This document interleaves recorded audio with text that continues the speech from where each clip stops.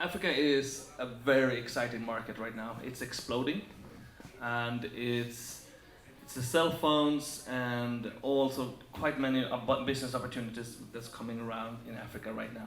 And here we have two experts directly from Kenya, and both Mike and Esther, they will introduce themselves. They do it better than I do, hopefully. And let's hear what they have to say about the new market, Africa. We'll go for. Good afternoon. So I moved to East Africa from Australia in 1998. I started my company there in 99. I used to work for a multinational and then started investing. So my company is about 20 years old now.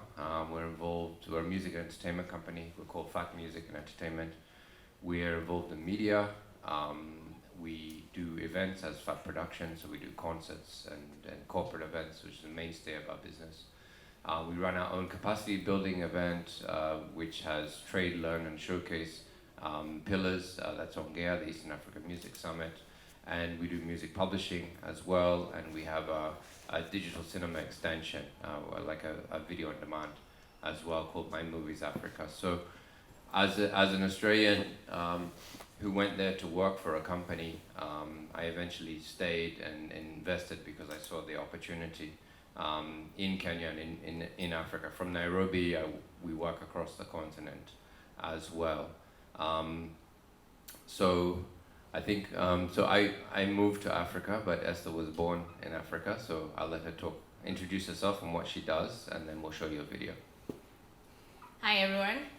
My name is Esther. I'm Kenyan. I was born in Kenya, grew up in Kenya. At the moment I live in Ireland. I've been living in Ireland for 4 years now. So in Kenya, I am a blogger. I have a blog called missindependentblog.com, which is focused on informing, inspiring, and igniting the African youth. So you may or may not be aware, there's a lot of challenges in Africa, right? We have this huge talent pool of people who are smart, creative, energetic, excited about what the future holds, but they're faced with so many challenges, right? Like lack of employment, where do I get jobs? Or maybe like they just don't even know how to get these things because no one is telling them how to do it. So this is what I try to do in my own capacity as a blogger. So for instance, I would do like simple articles like how to write a good CV, or how to dress for an interview, or how to network, because these are things we don't get to learn in school.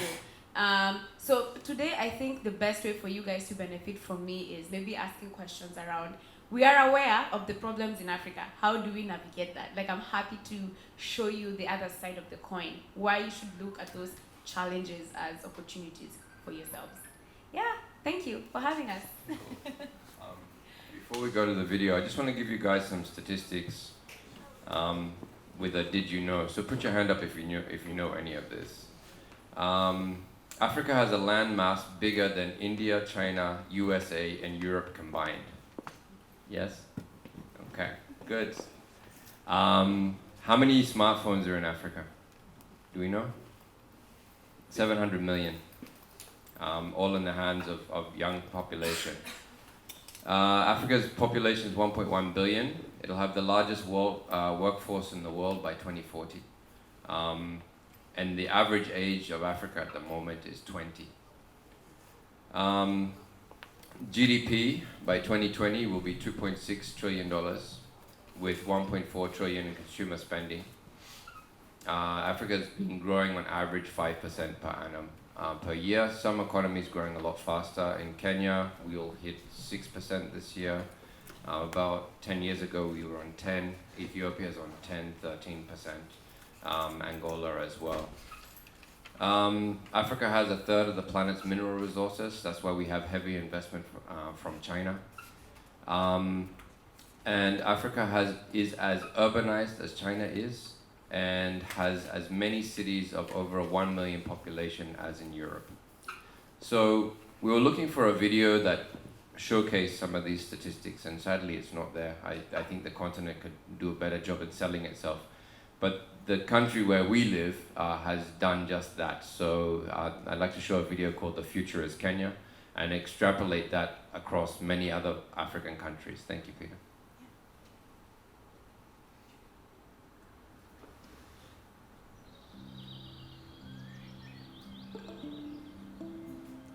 Kenyans are go-getters.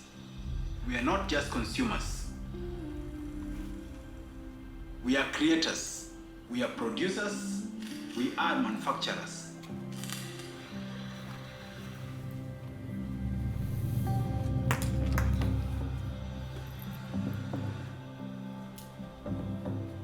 Kenya gives you one of the biggest markets in the world.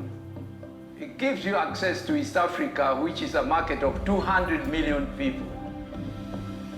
That is the same size as Brazil, larger than Russia, Japan, or Mexico. This Easter, our store in Two Rivers, Nairobi, was the best performing store over 750 stores worldwide. Opportunities aren't only at the top. There is growth for everyone. From the people at the small shops, to our distributors, to our suppliers who provide us with the raw material locally, to the wholesalers, and to our bottling partners. As one of the largest employers here, our business is driven by the Kenyan people, who are highly skilled and focused. They are some of the most hardworking people you'll ever find. Kenya is definitely Africa's Silicon Savannah. Over 60% of our population are millennials. They are the first generation to not be afraid of technology. To them, technology is like air. They just want it to work. Our startups are world-class, and our IT infrastructure is #1. Come to Kenya and use the talent here to your advantage to build your business. Technology has been revolutionizing business in Kenya for quite a while now. Everyone with a phone has the power to grow the economy. And if you take M-Pesa, we are transacting about 10 million transactions every day, moving about $10 million a day. There are about 1.7 million businesses in Kenya. Almost 99% of those are small and micro enterprises. And so we're building customized solutions to move these businesses forward. Education plays a major role because when you employ guys who are educated, they understand better, they can train better, and therefore you get perfect partners. And in Kenya, we spend a lot of money in educating our populace. Kenya has one of the best educated population, and they are driving growth through technological advancement. Kenya is really a green field when it comes to innovation in the area of digital transformation. Kenya has changed a lot. The choices available to people is just immense. With the new roads that have come all over the country, it just shows the development of real estate has really changed the landscape in Kenya. We have now a new railway coming through, thermal energy, which is a big deal today. Kenya itself as a hub has helped us to grow our business quite impressively. We have an emerging middle class, a highly bankable population, and a lot of pro-business regulations. The bank has really been part and parcel of the growth of the economy of this country and bringing innovations to our customers in order to facilitate GDP growth, creation of employment, and the bringing of financial services to both individuals and businesses in this country. The level of credit has been growing significantly over the past few years, really showing that credit is available. We want to make it less expensive for businesses to do business in our country. We had a handful of different types of fees that have now all been collapsed into one, where you pay about $100 for as an all-inclusive fee to register a business within 24 hours. We have an open door policy for investment, so we encourage investment.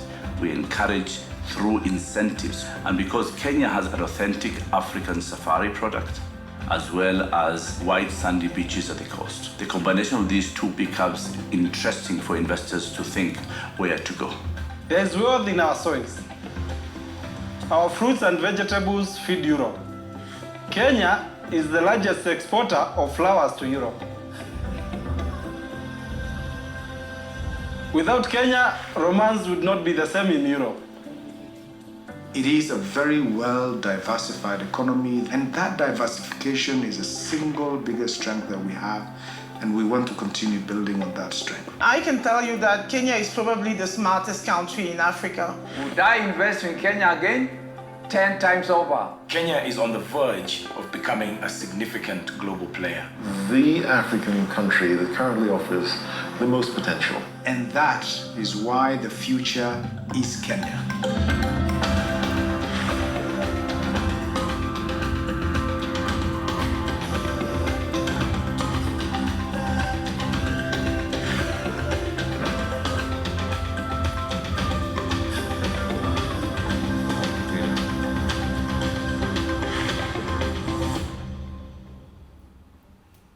Thank you, Peter.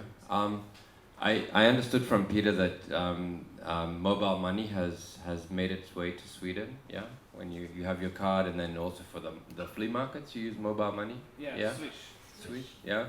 So we've had mobile money since 2007. It was invented in Kenya. So that's a lot of there's a big startup industry in Kenya and a lot of new technology coming out of Kenya. Okay, so that's a backdrop. So that's a backdrop. Yeah. So I guess, Peter, we can open to some specific questions. Yes. Yeah. Does anyone have a questions, or should I do the question? One other interesting statistic is Africa has the third biggest film industry after Hollywood, Bollywood. There's Nollywood, which is worth $3 billion a year as well, and that's Nigeria alone.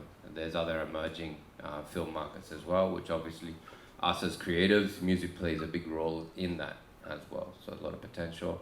Into music specifically, we're now seeing Afrobeat artists crossing over. We're seeing Davido in the US, Wizkid as well, Tiwa Savage on Rock Nation.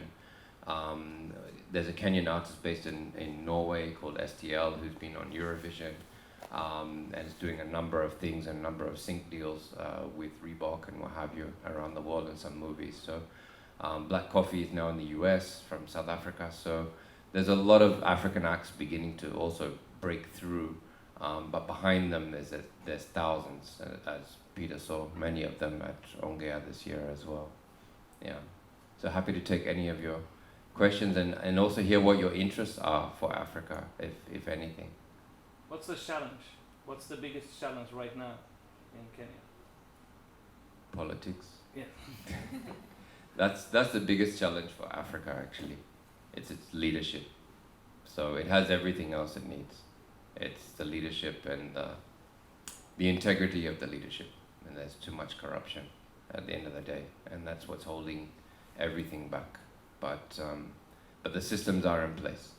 We have a question up there. Yeah, so there's a demand on African music here up in the north, but is there a demand for like our music in Africa, or is generally speaking, of course, are they the biggest demand on African music in Africa, or do they want to import from, say, Europe or America?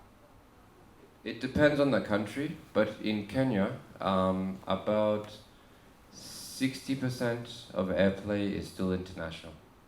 So, and when you say our music from Sweden, I'm sure a lot of your writers are still on those tracks, since Sweden is known for, I mean, we've had your Katy Perry's and Britney Spears all written by Swedish writers. In terms of Swedish artists, I think it would have only been Swedish House Mafia, and then Roxette back in the day. That's probably who we know at the moment. Yeah. Yep. What kind of musical trends do you see over there? Coming out of Africa? The Afrobeat trend is still pushing pretty hard, and it's now being picked up by the US. Then African House from South Africa as well is really picking up. We're hoping for our region, Eastern Africa, is going to be the next sound. So that's something that we're really pushing hard at because we're a bit behind it at the moment. So, but basically, if you see the rest of the world, Kanye West recently sampled one of our, and he sampled it in a very interesting way. One of our traditional artists called Ayub Ogada, who unfortunately passed away this year. Ayub has had a very very important song called Akwathbiro, which was in the movie Black Hawk Down. You would have heard it, and that's a thumb piano. So Kanye actually sampled it and condensed it. It's very interesting. I forget the name of the track, but you can find it online. It's on his new album. So what was really interesting is there's the way samples are also being done. They're not taking the original track. They're now doing it and augmenting it and putting it underneath. So, Universal just bought our biggest local record company called AI Records. They bought in 70% of it at the beginning of last year. So, and the whole idea was to take the entire back catalogue of all our kind of African classics, musicians from the 1960s coming forward. So most of that's going to be used for sampling. Yeah. How is the social media? Yes, sir. How's the social media going on in Africa for the moment, or Kenya? I can say for Africans, first of all, they look at social media as internet. So if you ask someone if they use the internet, they might say no. But do they use Facebook? They'll say yes.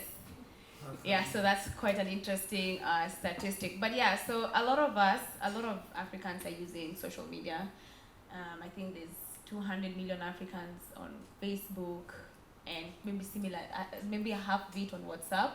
Yeah, we're enjoying social media, and I can't even say that we are particularly concerned with like GDPR.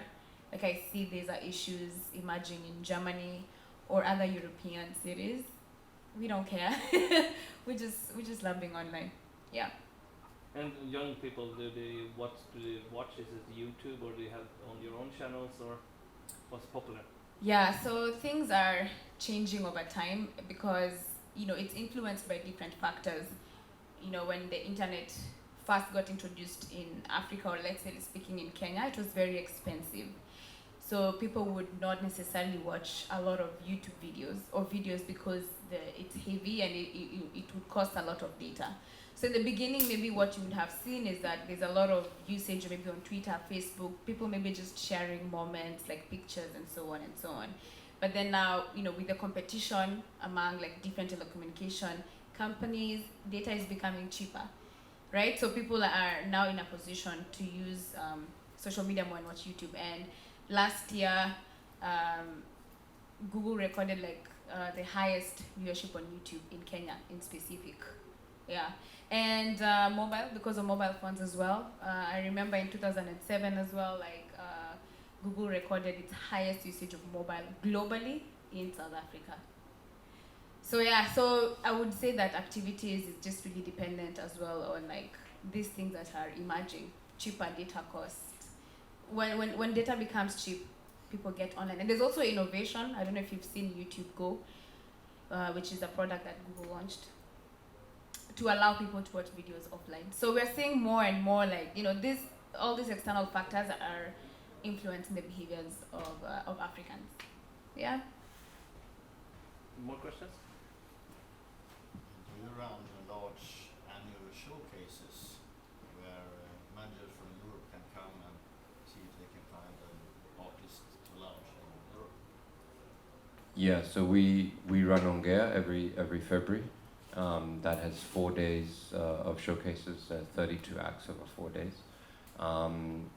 Apart from ourselves, we have a partner festival in Uganda called Bayimba and called Doa Doa. Doa Doa is in May, Bayimba is in September. Also in February is Sauti za Busara in Zanzibar as well. It's very close to our event, so if you come down, in 10 days you can attend 2 events back to back.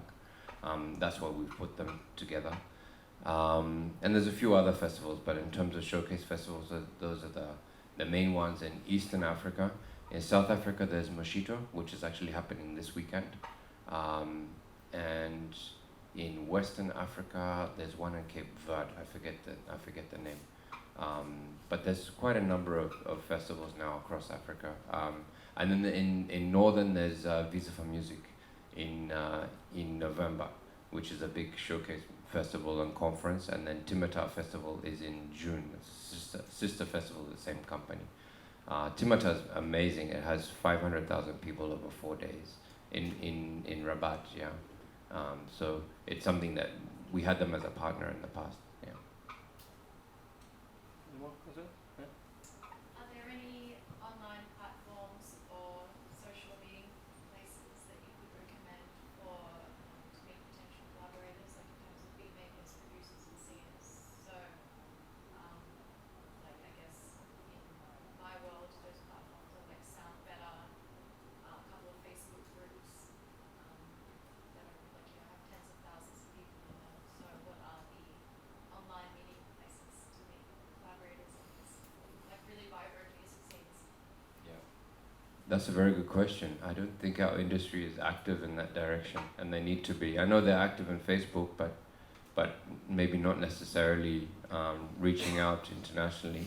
But is there a group where they're all meeting online? So, for example, in my world, there's a great Facebook group called Make Pop Music, which has producers and songwriters from all around the world. It has like, I think in the last couple of months, it's grown to like 40,000 people.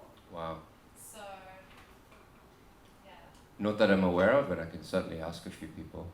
Yeah. It would be nice to know. And then, like, a lot of these groups are also making sample packs and then putting. So, there's obviously you can also run it like a business. So it'd be great to see like if you're able to access some producers who are like maybe just buy a sample pack from them. Okay. Yeah, that's a good idea. We also, my company also does publishing. We have couple of composers as well and music producers. So I'll also speak to them to see what they're using, if anything. But I think they're really caught up in the local market and not really marketing themselves internationally. Eric, who was meant to come but unfortunately couldn't make it, he was meant to be on this panel. He is classically trained. He's trained by SAE in New York. He does soundscaping for films and documentaries and does great production work. He's just produced a collabo with Ade, and he's just finished Morgan Heritage's last album, most recent album as well, and that's yet to be launched. So we do have, and Morgan Heritage basically adopted Kenya as their second home. They've come for our concert and they're not left. So, and they're not the only one. Elaine practically lives in Kenya. She's in and out. She's bought property there as well. So. We are getting the interest from international artists as well to actually see us as a destination to record and collaborate. But as to the online presence of that, that's something to look into. Thank you. I'll look at it. Yeah, by the recording, there was a big artist doing recordings. Was it not in Kenya? There was some close setting up a recording studio. Which one? Was it? Who was it? It was a big artist doing a recording studio by the beach. I'm not sure. Was it Kanye West? No.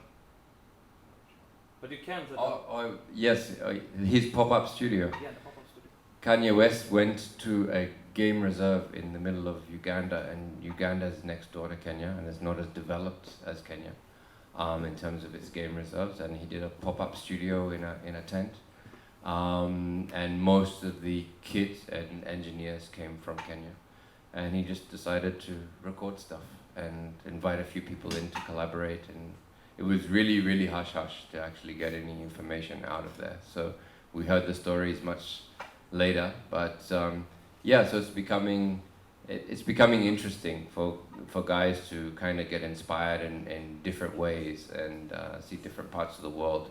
And then if you also look at the album that Beyonce has done for Lion King, you know, she claims to have traced her roots back to Nigeria, to a particular tribe as well. So the Lion King, the album was kind of literally her gift and her connecting back with Africa. So it'll be interesting to see how that album does and how it helps the industry or not. It was a bit controversial because Lion King is based on Kenya, and a lot of the what you call the screens that they use for the live action were shot in Kenya. A lot of the scenery was shot in Kenya, but all the music was from West Africa.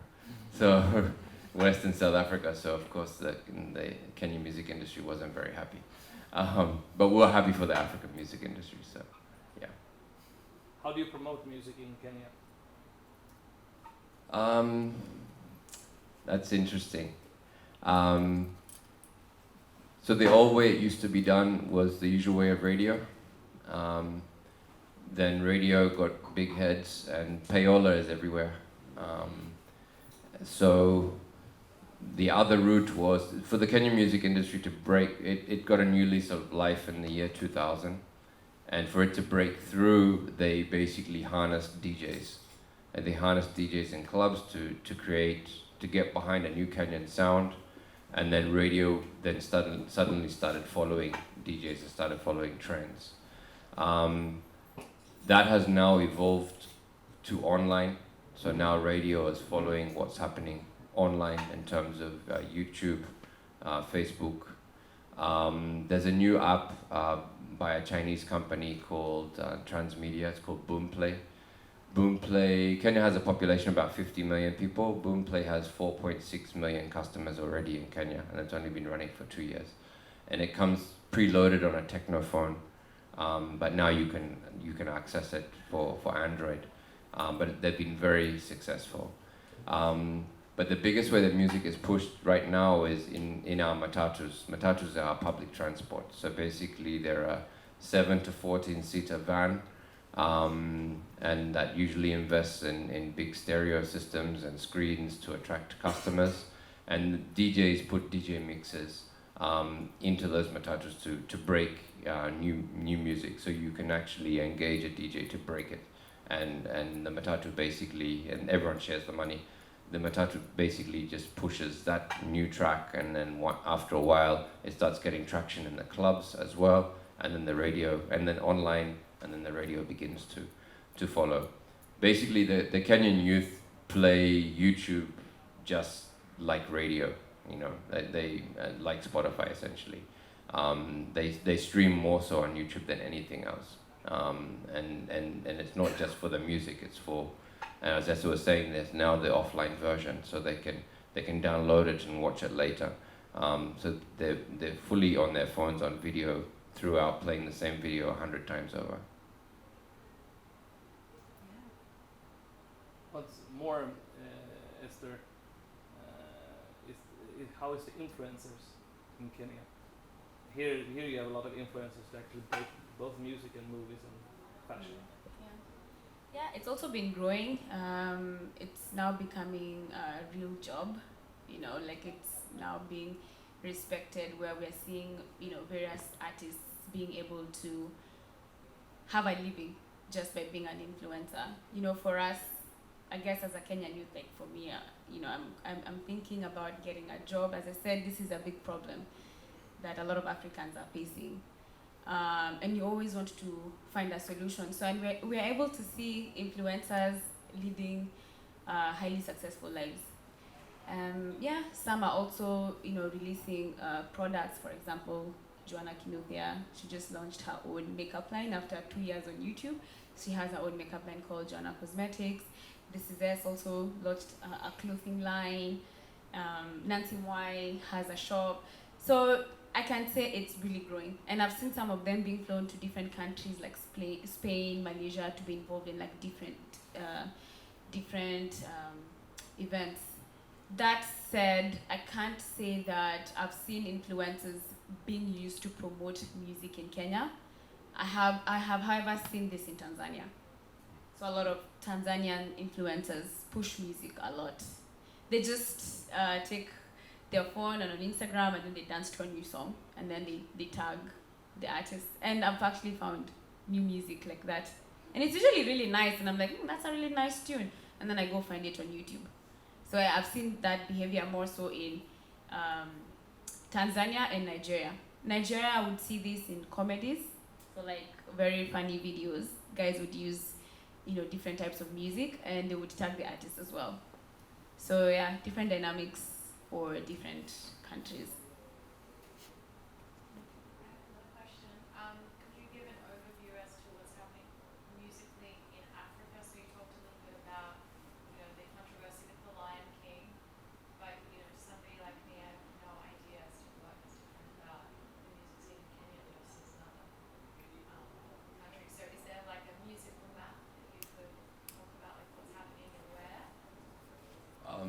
Yeah, I mean we're 54 countries, so it's incredibly diverse and at different levels of development. Nigeria is frankly giving the rest of Africa a hiding in terms of its dominance, which was very funny because I mean I've been in the industry for 20 years, and I was there when they were struggling to break through. But the difference between, and it's just like Esther said, that there's no Kenyan influencers pushing Kenyan music, and that's actually a battle that we have as an industry. Yeah, I think I was at Medium this year and there was a really strong Nigerian presence there. Yep. You know, some of the other countries. Yeah, I mean Kenya was there. I was there a year before. We had a less of a presence this year, but Nigeria's been very aggressive, and if you actually track the current success of the Nigerian music industry, it's actually a good benchmark for any industry. Essentially, they've had sleepers in the rest of the world, and they're waking up now and they're connecting people to the right people. There's a promoter in the US called Efe, and Efe is the one who's basically broken Davido, and he's been there for years. He moved to the US years ago, and he's been slowly chipping away and then starting to get these artists into the right circles. So he was behind the Tiwa Savage signing for Rock Nation. He was behind the Davido signing as well. I mean, Davido filled O2 in London a few months ago, you know, and there's not that many Nigerians in the UK. Yeah, so he's crossing over, which is quite amazing if you actually listen to his music, because it really has a heavy Nigerian identity. So I think it just shows us the way the world is going. And I don't think, if we're now talking trends, I don't think it's going to be like a one-hit wonder like Macarena. You know, there's like, oh wow, yeah, or Despacito. You know, I think it's deeper and it's going to go longer than that, because behind Davido there's an army of other ones coming through as well, and that is just Nigeria. Black Coffee's doing his thing as well, Mafiki Zolo. So that South Africa is very developed because it has structures, but the industry has basically plateaued. All the labels are based in South Africa. There's a scramble for Africa at the moment. Universal just opened their office in Lagos, like I think 2 years ago. I think Sony may have just done it. There's talks of Nairobi this year for both companies. Universal has opened their office in Dakar 2 years ago, I think. So previously Africa was being run from South Africa, but no offense to any South Africans in the room, but they can't see past their own borders because their industry is so developed. They get caught up. They've been given the mandate to run Africa, but they get caught up with the market at home that they've never been able to grow outside. So basically the majors have said, okay, we're tired of waiting for you guys, and they've given that mandate to other countries. So France is, for Universal, is really behind the Nigerian office, for example, in the Dakar office. So they're being very aggressive. You may have heard of Diamond Platinums. You guys heard of Diamond Platinums? Okay. Diamond is probably going to follow Davido's trajectory, and he's from Tanzania, and he's on Universal. Vanessa Amde as well. Should we show some of these? Do we have time? Yeah, we have. Would you guys like to see some? I mean, it's better that you see it and listen than me talking about it, yeah? We can see one video and then we can see the last Yeah. video. Yeah, yeah. S is a big Diamond Platinums fan. I can also recommend that there's a band called Tinariwen, I think, from Mali. So this kind of desert blues or desert rock is getting actually more and more popular even in Sweden. I know that they're coming here or to Stockholm. Jag skulle vilja ta glasset tack.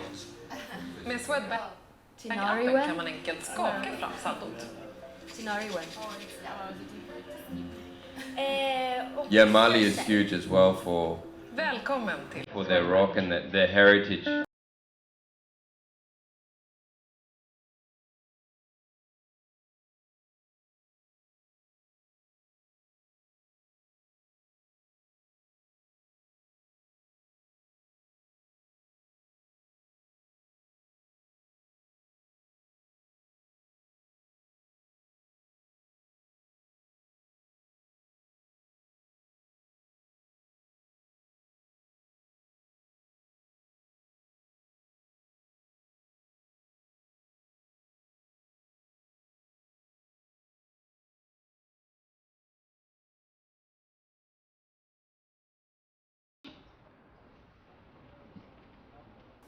This is Sauti Sol Pato ranking from Nigeria. Sauti Sol Kenyan. 16 million. When a good girl gone bad, what you gonna do? So you see on the notes, you see the word skiza. Skiza means listen. So skiza is a call a ringback tune by Safaricom, which is Vodafone or Vodacom in our market. It's one of the biggest revenue drivers for our industry, more than any streaming or download service because of piracy. So it's just a ringback tone, but you know those few seconds is protected from piracy. You want to do Tiwa? Okay.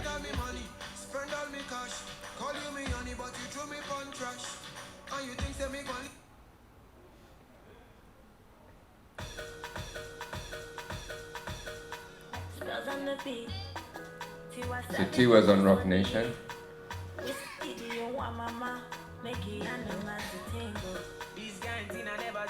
And Wizkid, I think, is on Sony now.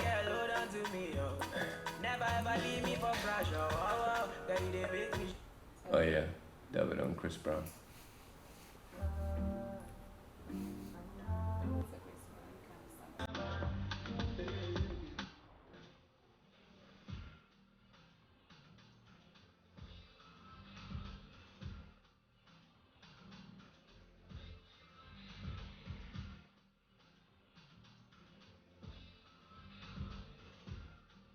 We've had a few collabos as well already. So there's this one with Chris Brown. Diamond did one with Neo a couple of years ago.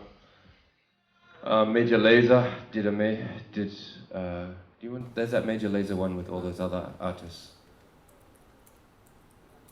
With Mafarisa. Yeah, particular, yeah. Oh yeah, all there. With Nasty C, Ice Prince, so this was a big collaboration. Did very well. There you go, 57 million views. Get your life up. Ain't nothing cooler than the wrong moves when you do them to the right song. I think this is kind of a crossover mainstream track that has a very heavy African influence. If you just play it a little bit more, just put up the volume. Would it take a change of plans for the weekend? Cause I ain't trying to kick it like E.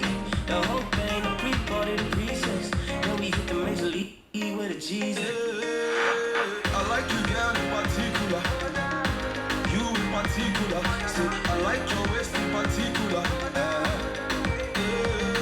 Say, I like you, girl, in particular. Yeah, you in particular. Say, I like.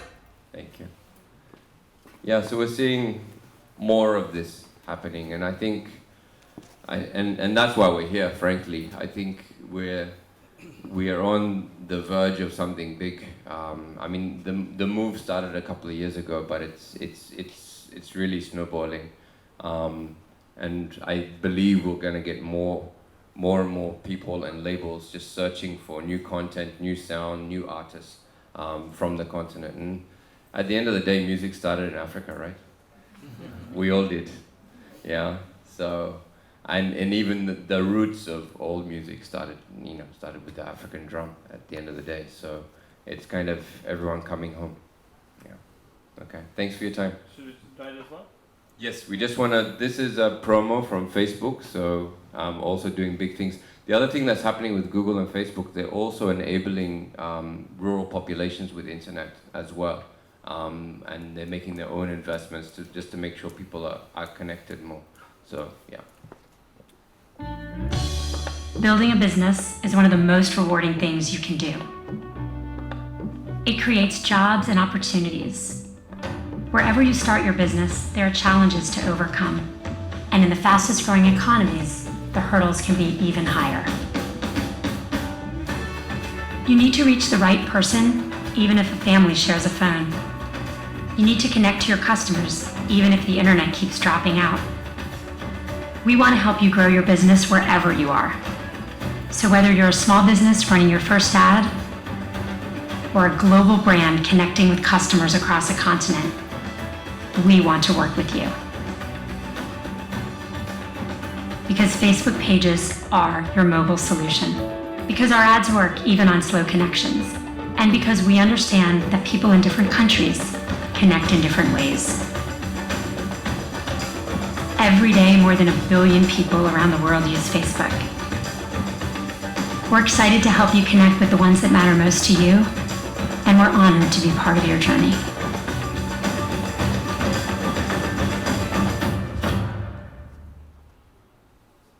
Cool. Thanks for your time. If you have any questions, we're around.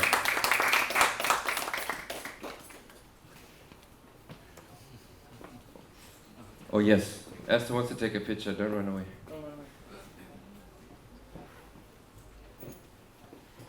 And Peter, just to say thank you. This isn't from Kenya. You had so much Kenyan coffee when you came, so I got you a different type. It's Ethiopian. So enjoy it. Thank you so much. We really appreciate everything. All right. Thank you, guys.